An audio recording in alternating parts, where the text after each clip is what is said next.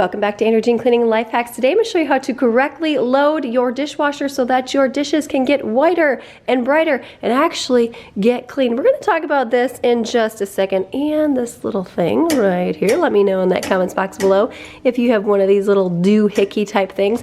All right, first things first, bottom of your dishwasher, make sure you are putting the heaviest items. So for example, I have this glassware right here. You can also see that it still has some stuck on stuff, and that's okay because it allows the detergent to cling to the food better. Also make sure that your plates are turned inward. You want to make sure that this has free ability to spin around and spray everything. Now, the top rack of the dishwasher. I think this is where most of the controversy comes into place. You want to put items that cannot receive as much heat up here. So for example, this little cup right here, my kids' plastic mugs and plates, we all put up here. The lids to the Tupperware, because towards the bottom of there where it gets hotter, these could potentially melt, and we don't want that. You want to ensure that everything has some sort of a slant. That way the water can run off it more effectively. This plastic Tupperware right here, no, this would not go in the bottom rack. If at all possible, I do suggest that you hand wash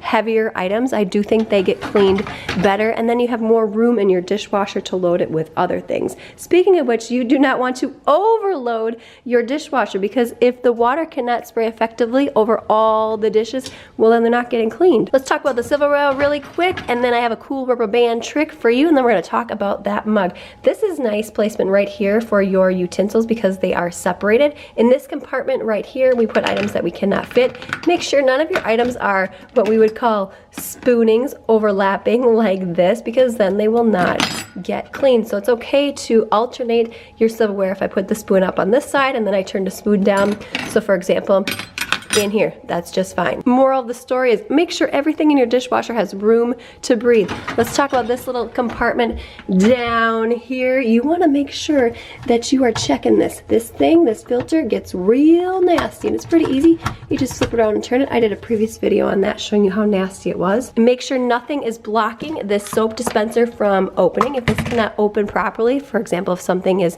hindering it right here, then your soap is not going to be cleaning your dishes. You may have heard someone tell you not to load your mugs in the dishwasher over these tines like this, because it could potentially ruin the inside of your mug, and it's not slanted as well as it should be. However, in my dishwasher, it's just fine from here to here.